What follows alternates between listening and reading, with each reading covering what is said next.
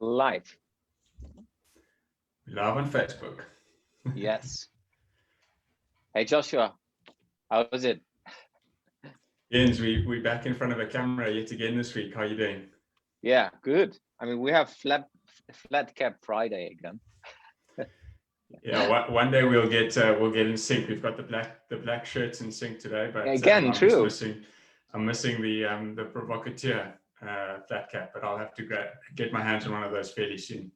We get that when you come over. Yeah. And you're getting a full dress. Yeah, it's I've already received the briefing, and I'm gonna hold you to it when you do your first triathlon. The XYZ playground is gonna have to be front and center on your tri suit. Although you don't think that you'll do the brand justice, but I'm pretty sure you will. So yeah. Yeah, let's see. So what are we going to talk about today? Yeah, so I think, Jens, it's quite an interesting topic that we've got lined up today. Well, certainly I find it interesting, and it's around collective learning and how we can potentially use collective learning to enable cross-generational transactions and also cross-generational experience transfer. And sort of where I started my thinking around this topic is around the transfer of what is known as traditional knowledge. And if you think about societies through time, how have they made it a point of practice to transfer their learnings between different generations, transfer different skill sets between different generations? And maybe a bigger question is, how can we enable that in society at large? How does the internet enable that? But also, how can we just be more intentional about setting up situations where things like this can happen? Yeah, for me, it's an interesting concept in itself. It's like, what is collective learning from a generational perspective? And really digging into that is like, do we need a structure? If we just look into learning, how do people learn? Is it like some people are more into the formal way of learning, where you engage with a theoretical perspective, then you kind of take that in and then you try in doing that. And other people, like I am, more the practical learner, who is like, hey, how do I do this? And I'm kind of consuming the theory and doing it practically straight away. And then, of course, then bringing this to the collectiveness, and then as well from a generational perspective, how are you orchestrating this? How do you build this? And of course, there are a couple of things where, like we talked in the last live session as well, which is like mentorship. It's a learning opportunity. But yeah, love the topic of today. So it's interesting to explore. Yeah, so Jens, maybe to kick things off, let's just double click on what you mentioned there on learning practices and how people learn. So maybe share some of your experiences. And I know you mentioned you're a practical learner. So you like to absorb things, you like to absorb theory, and then go out into the world and actually do something physical and make it tangible. How do you think about, how do we create those environments inside of workplaces and the mindsets inside individuals? I mean, one part, if we just look into the educational system I have been part of, and there are a lot of different educational systems in different countries. So even in Germany, it's quite different, and a lot of people are going another way than I did. So for me, I did an education where I was working practically and theoretically at the same time. So it was like, you're working 5 days, and one of these days is school. The others is working practically inside an organization. When I then went into more the higher education, it was the same. So I was doing an evening school where I did it's kind of master of electrician engineering stuff. It was evening school again. So I was 3 evenings while normally working. And when I started studying, it was also distance university. So I was literally learning something and could apply it next day, learning something and could apply it next day. And for me, it was the best way of doing it. I couldn't imagine sitting in a normal university setting for, let's say, whatever, 3-4 years. And then after that, trying to do something, I would go nuts. It wouldn't work for me. So if we then think about an organizational setting where it is, of course, all about the business. So how do you give people the opportunity to learn and implement things straight away?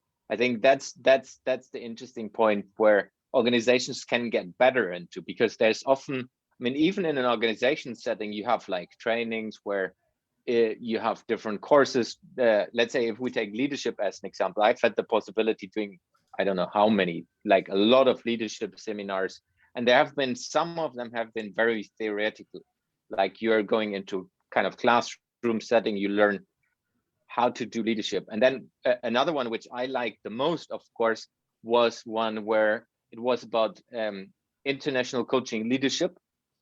So how do you do that in a perspective of helping other people to grow in an international setting? And the interesting part there was like that we directly applied it. So it was like super small group, 5 people, and then we literally coached each other straight away. So it was also an application of the learning in a direct sense. And then of course I used that inside of the organization straight away as well, because it was different modules. So it was not one thing at once and then you go back into the organization. It was always built in different modules, like 1 week or a couple of days, and then you go back into the organization for a month, having these cycles, which for me again was the best way of learning. But people are learning different. So it maybe works for me and for others who are thinking and learning like I'm doing through practical application, and for others it might be different. What about you?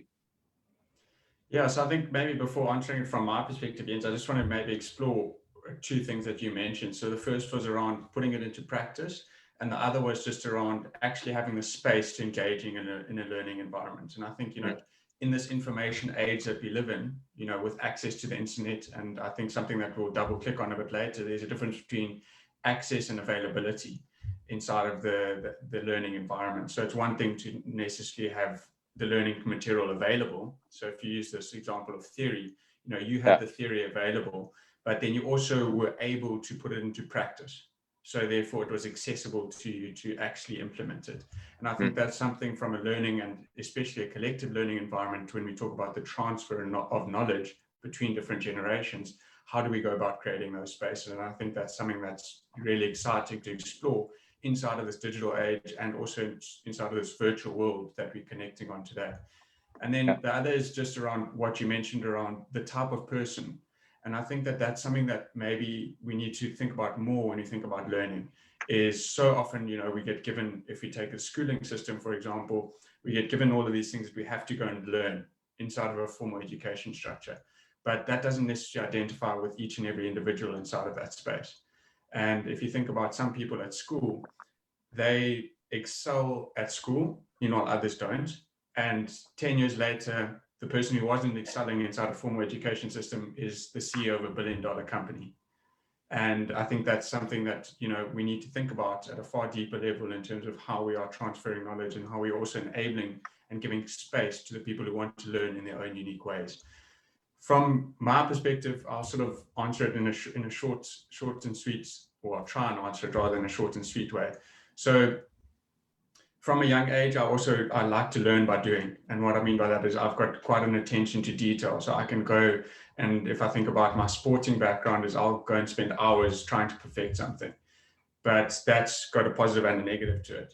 The other side of things is the curiosity that I have to actually learn how physical things actually work.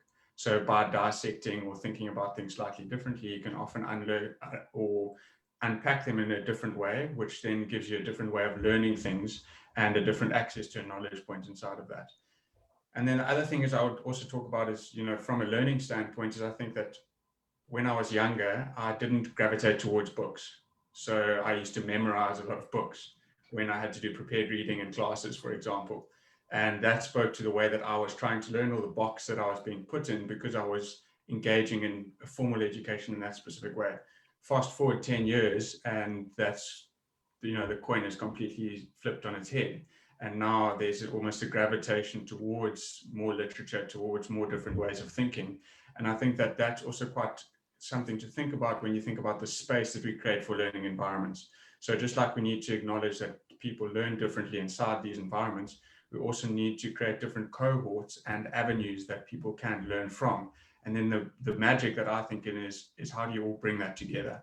and how can organizations bring people together who don't have an affinity towards books and don't like reading, as in a simple thing, and those who do like reading, and how can you mix and create almost like a melting pot of innovation inside of that space?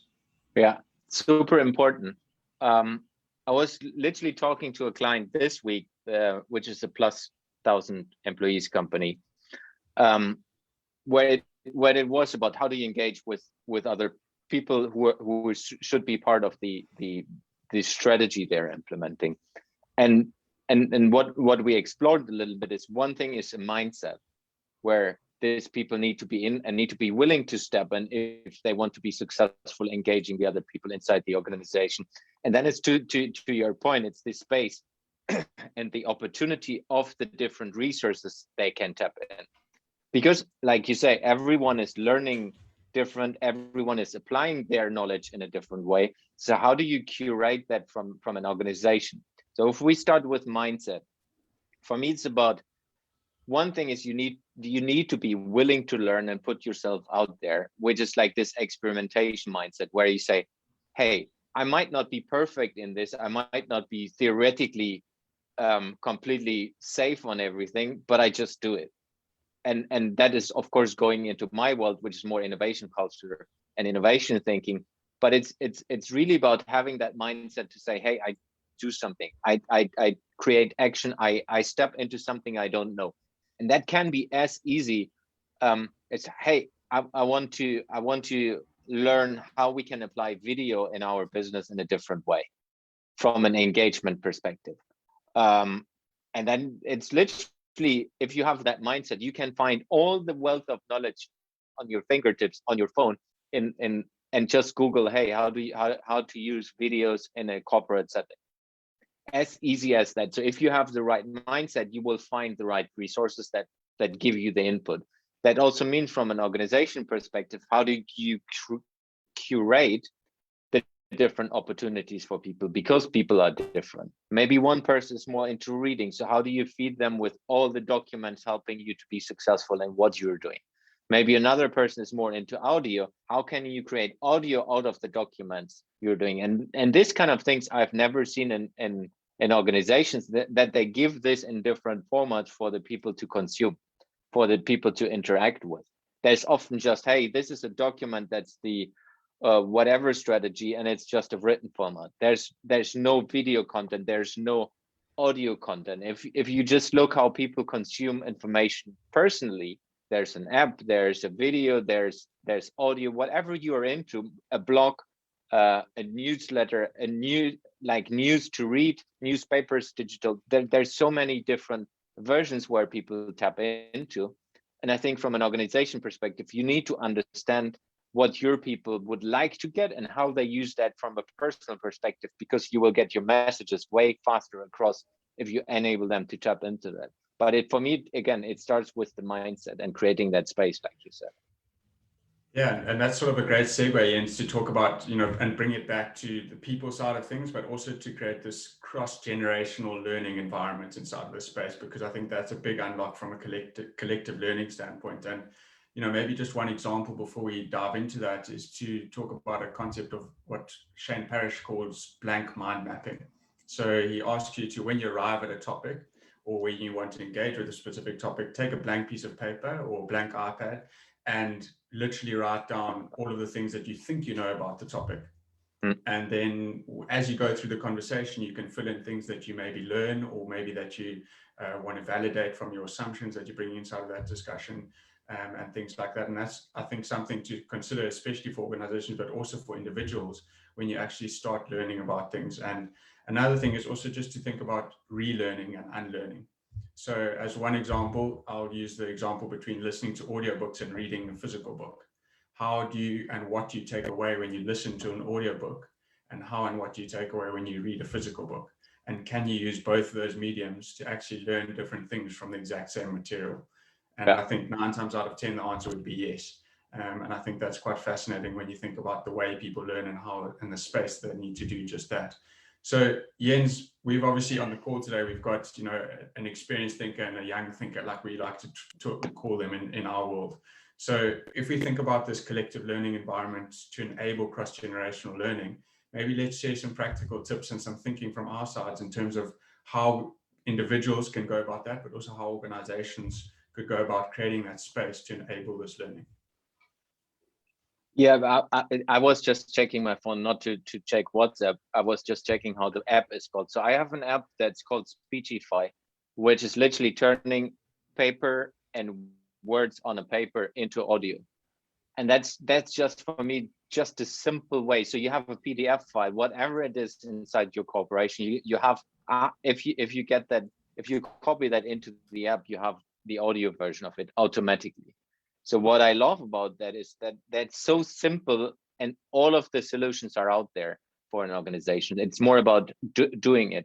And I think that's a bit, if we now talk towards my generation and older, the experienced thinkers, like we call them, we're not into that. I might be, because I'm more the innovation dude, but it's more about, hey, how can you support others in connecting with different things? How can you support that in a corporate environment? And the app costs literally nothing. And then I know, yeah, safety and security and a lot of data protection stuff comes in.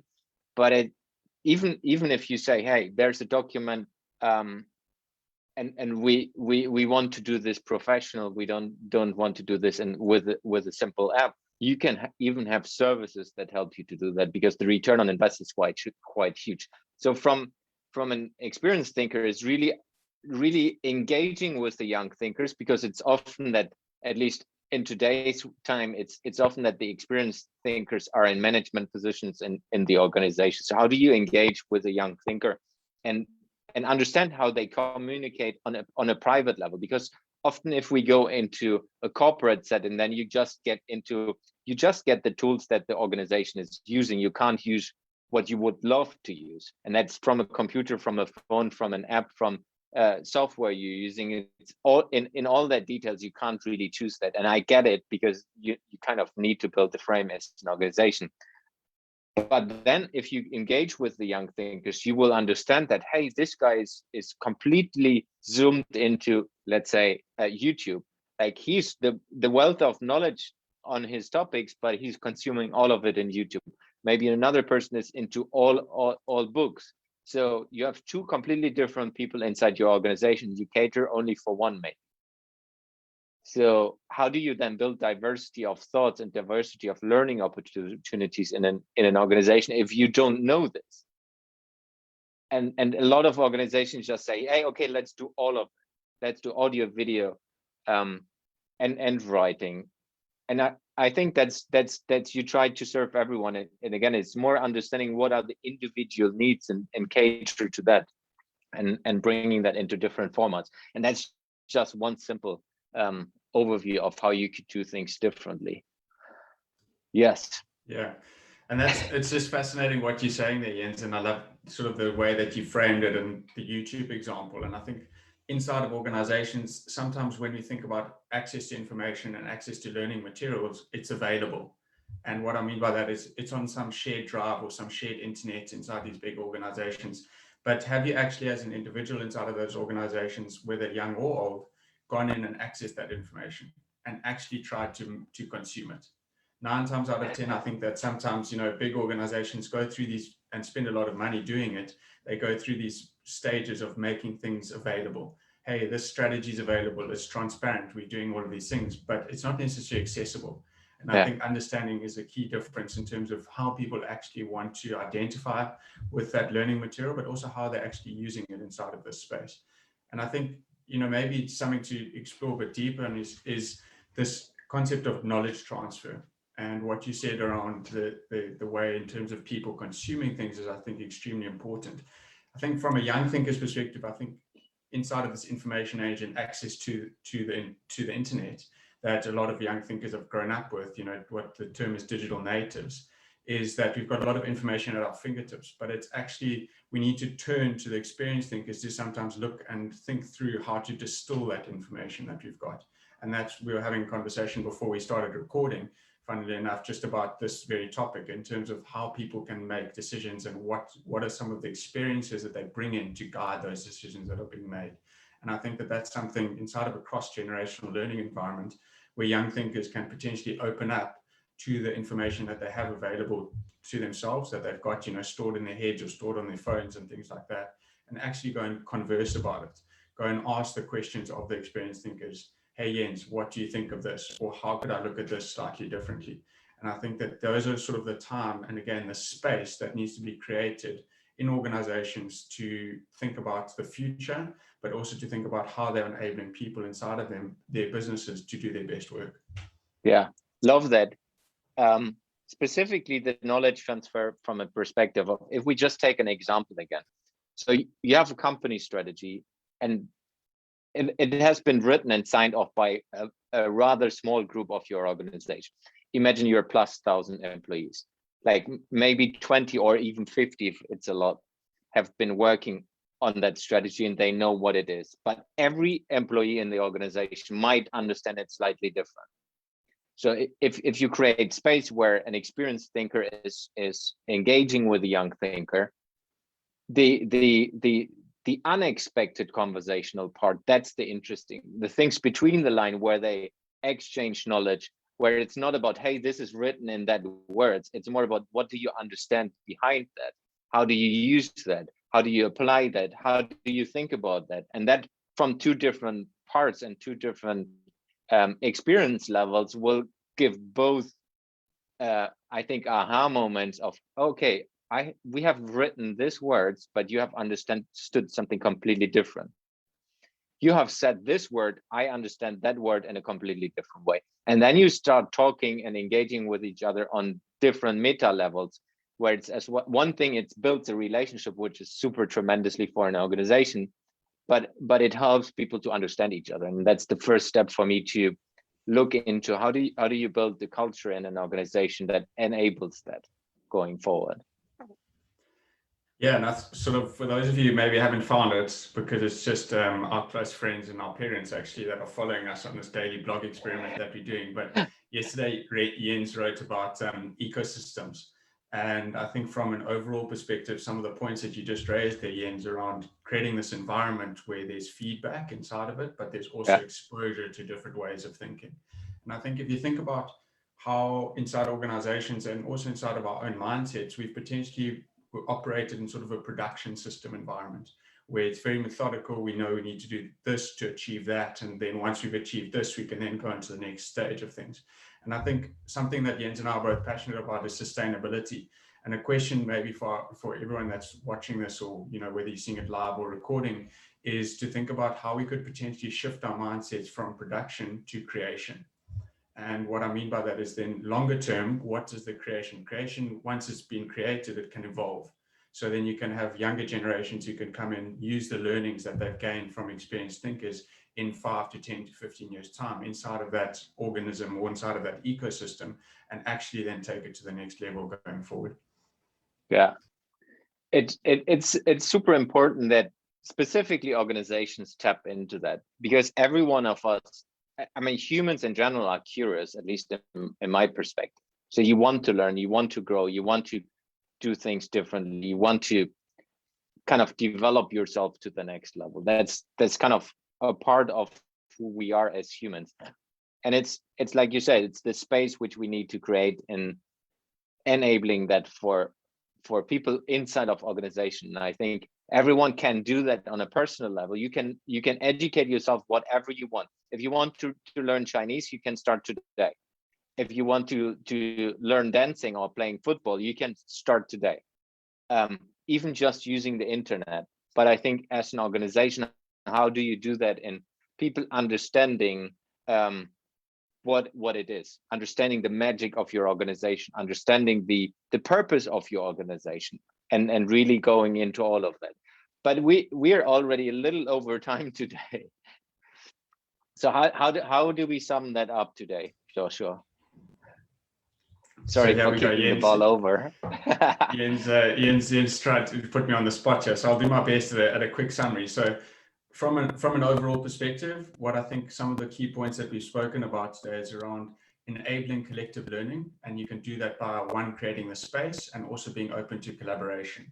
And then if you think about that from a nature perspective and tying into the last point that we discussed around ecosystems, is an ecosystem gets stronger through embracing diversity and through all of the sum of its parts. And I think that that's quite important to remember from both an individual perspective, how you're putting yourself out there to gain different points and different views, but also from an organization, how you're embracing diversity and asking different questions and opinions to be brought into the decision-making process. And I think all in all, what this can do is it reframes the concept of sustainability, not only just in relation to climate change challenges, but also in terms of the way that you are thinking from a business and an individual perspective, which then allows a stronger future and a more resilient future to be built out inside of that. And I think by enabling sort of this thing that Jens and I are both passionate about, which we call cross-generational learning, is that organizations will be far better suited and adapt and be able to adapt to the changing environments that we experience in the world today. So Jens, I hope I did it right on that summary, and awesome. Thanks for your time as always. Yeah, awesome as usual. So for everyone who is watching this, check out the xyzplayground.com, because there's the blog we mentioned. There's a lot of other engagement opportunities where you can get into the world of generational learning and reverse mentorship. That's it for today. Reverse Thanks, Mentors Jens. Friday live. Reverse Mentors Fridays live and uncut. So we'll see you next week. Thanks for the time. Thanks. See ya.